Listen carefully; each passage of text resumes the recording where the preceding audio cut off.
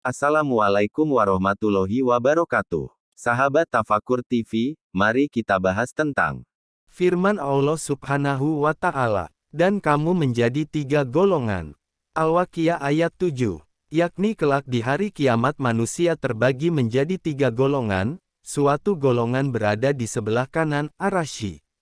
Mereka adalah orang-orang yang dahulu keluar dari lambung kanan Adam, dan buku catatan amal mereka diberikan kepada mereka dari arah kanan mereka, lalu mereka digiring ke sebelah kanan.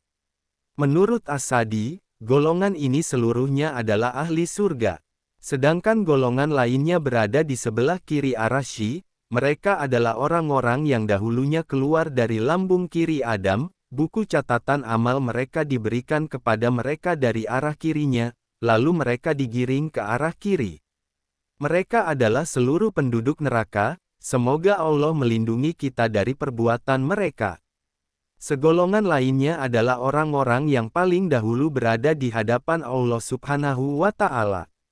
Mereka merupakan golongan yang lebih khusus, lebih beruntung dan lebih dekat kepadanya daripada Ashabul Yamin. Mereka adalah para pemimpin Ashabul Yamin. Di kalangan mereka terdapat para rasul, para nabi, para sidikin, dan para syuhada. Jumlah mereka sedikit bila dibandingkan dengan jumlah Ashabul Yamin. Karena itulah disebutkan oleh firman-Nya, yaitu golongan kanan. Alangkah mulianya golongan kanan itu. Dan golongan kiri, alangkah sengsaranya golongan kiri itu. Dan orang-orang yang paling dahulu beriman, merekalah yang paling dahulu masuk surga. Al-Waqiah ayat 8-10. Pembagian mereka dalam tiga klasifikasi disebutkan pula di akhir surat ini, yaitu di saat mereka dihadirkan di hari kiamat. Hal yang semisal disebutkan juga di dalam firman-Nya. Kemudian kitab itu kami wariskan kepada orang-orang yang kami pilih di antara hamba-hamba kami, lalu di antara mereka ada yang menganiaya diri mereka sendiri, dan di antara mereka ada yang pertengahan, dan di antara mereka ada pula yang lebih dahulu berbuat kebaikan dengan izin Allah. Fatir ayat 32 hingga akhir ayat. Pengertian ini berdasarkan salah satu di antara dua pendapat sehubungan dengan golongan orang-orang yang menganiaya diri mereka sendiri, seperti yang telah dijelaskan sebelumnya. Sufyan As-Tsauri telah meriwayatkan dari Jabir Al-Jufi, dari Mujahid, dari Ibnu Abbas sehubungan dengan makna firman-Nya, "Dan kamu menjadi tiga golongan." Al-Waqiah ayat 7, bahwa makna yang dimaksud adalah seperti yang disebutkan di dalam firman-Nya, "Kemudian kitab itu kami wariskan kepada orang-orang yang kami pilih di antara hamba-hamba kami, lalu di antara mereka ada yang menganiaya diri mereka sendiri, dan di antara mereka ada yang pertengahan, dan di antara mereka ada pula yang lebih dahulu berbuat kebaikan."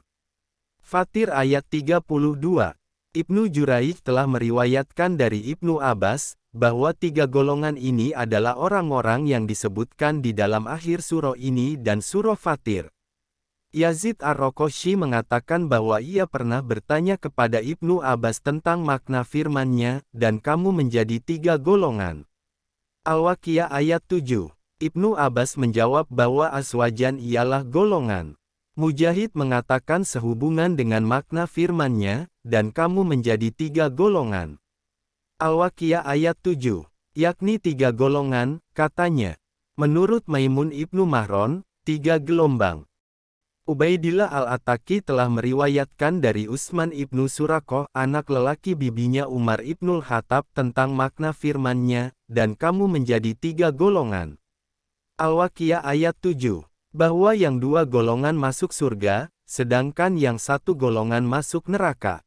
Ibnu Abu Hatim mengatakan, telah menceritakan kepada kami ayahku, telah menceritakan kepada kami Muhammad Ibnu Sabah, telah menceritakan kepada kami Al-Walid Ibnu Abu Saur, dari Samak, dari An-Nu'man Ibnu Bashir yang mengatakan bahwa Rasulullah Shallallahu Alaihi Wasallam membaca firman-Nya, "Dan apabila roh-roh dipertemukan dengan tubuh."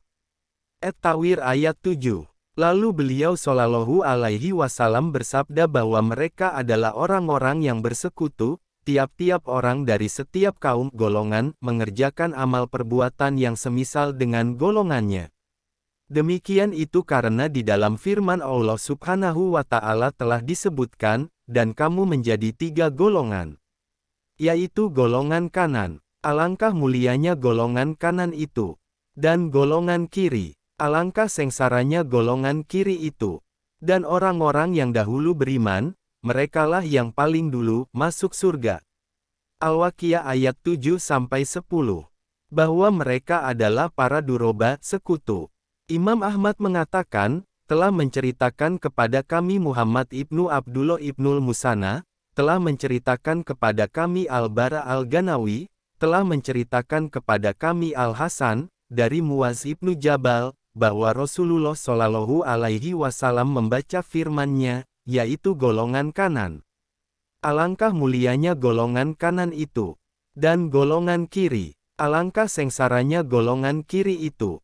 Al-Waqiah ayat 8-9. Lalu beliau Shallallahu Alaihi Wasallam melakukan genggaman sebanyak 2 kali seraya bersabda, golongan ini untuk surga dan aku tidak peduli, dan golongan ini untuk neraka dan aku tidak peduli. Imam Ahmad mengatakan pula, telah menceritakan kepada kami Hasan, telah menceritakan kepada kami Ibnu Lahiyah, telah menceritakan kepada kami Khalid ibnu Abu Imron, dari Al-Qasim ibnu Muhammad ibnu Aisyah, dari Rasulullah Shallallahu Alaihi Wasallam yang telah bersabda, tahukah kalian, siapakah orang-orang yang paling terdahulu menuju naungan Allah di hari kiamat? Para sahabat menjawab, Allah dan Rasul-Nya lebih mengetahui. Rasulullah Shallallahu Alaihi Wasallam bersabda, yaitu orang-orang yang apabila diberi hak, menerimanya, dan apabila diminta hak, memberinya, dan mereka memutuskan hukum bagi orang lain sebagaimana hukum yang mereka berlakukan terhadap diri mereka sendiri. Muhammad ibnu Ka'b dan Abu Hirza alias Yakub ibnu Mujahid telah mengatakan sehubungan dengan firman-Nya, dan orang-orang yang paling dahulu beriman, merekalah yang paling dulu masuk surga. Al-Waqiah ayat 10. Bahwa mereka adalah para nabi. As-Sadi mengatakan bahwa mereka adalah orang-orang yang menghuni surga yang tertinggi. Ibnu Abu Najih telah meriwayatkan dari Mujahid, dari Ibnu Abbas sehubungan dengan makna firman-Nya, dan orang-orang yang paling dahulu beriman, merekalah yang paling dulu masuk surga. Al-Waqiah ayat 10. Bahwa Yusyo, Ibnu Nun adalah orang yang paling dahulu beriman kepada Musa dan orang yang beriman dari keluarga Yasin lebih dahulu beriman kepada Isa, serta Ali ibnu Abu Tholib adalah orang yang paling dahulu beriman kepada Muhammad Rasulullah Shallallahu Alaihi Wasallam. Ibnu Abu Hatim meriwayatkannya dari Muhammad ibnu Harun al-Falas, dari Abdullah ibnu Ismail al-Madaini al-Bazar, dari Sufyan ibnu Dahak al-Madaini, dari Sufyan ibnu Uyainah, dari Ibnu Abu Nujai dengan sanad yang sama. Ibnu Abu Hatim telah meriwayatkan dari Muhammad ibnu Abu Hamad, bahwa telah menceritakan kepada kami Mahran, dari Kharijah, dari Qurrah, dari Ibnu Sirin sehubungan dengan makna firman-Nya, orang-orang yang paling dahulu beriman, merekalah yang paling dulu masuk surga. Al-Waqiah ayat 10. Yang dimaksud adalah orang-orang yang pernah salah menghadap ke arah 2 kiblat. Ibnu Jarir telah meriwayatkannya melalui hadis Khorijah.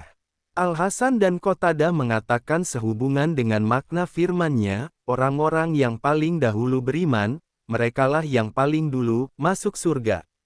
Al-Waqiah ayat 10, yakni dari tiap-tiap umat. Al-Auza'i telah meriwayatkan dari Utsman ibnu Abu Saudah, bahwa ia membaca firman-Nya, dan orang-orang yang paling dahulu beriman, merekalah yang paling dahulu masuk surga. Mereka itulah orang yang didekatkan kepada Allah. Al-Waqiah ayat 10-11. Kemudian ia mengatakan bahwa mereka adalah orang-orang yang paling dahulu berangkat ke masjid dan orang-orang yang paling dahulu keluar untuk berjihad di jalan Allah. Semua pendapat di atas sahih, karena sesungguhnya yang dimaksud dengan sabikin ialah orang-orang yang paling bersegera dalam mengerjakan kebaikan sebagaimana yang diperintahkan kepada mereka, seperti yang disebutkan dalam ayat lain melalui firman-Nya. Dan bersegeralah kamu menuju ampunan dari Tuhanmu dan surga yang luasnya seluas langit dan bumi. Ali Imran ayat 133. Dan firman Allah, berlomba-lombalah kamu untuk meraih ampunan dari Tuhanmu dan surga yang luasnya seluas langit dan bumi. Al-Hadid ayat 21. Barang siapa yang paling dahulu berbuat kebajikan di dunia ini, maka di akhirat ia termasuk orang-orang yang paling dahulu mendapatkan kemuliaan, yaitu surga, karena sesungguhnya balasan itu sesuai dengan jenis amal perbuatannya, dan sebagaimana engkau berbuat, maka engkau mendapat balasannya. Terima kasih telah menonton video ini. Semoga Allah Subhanahu wa Ta'ala memberikan keberkahan atas waktu yang kita jalani. Wassalamualaikum warahmatullahi wabarakatuh.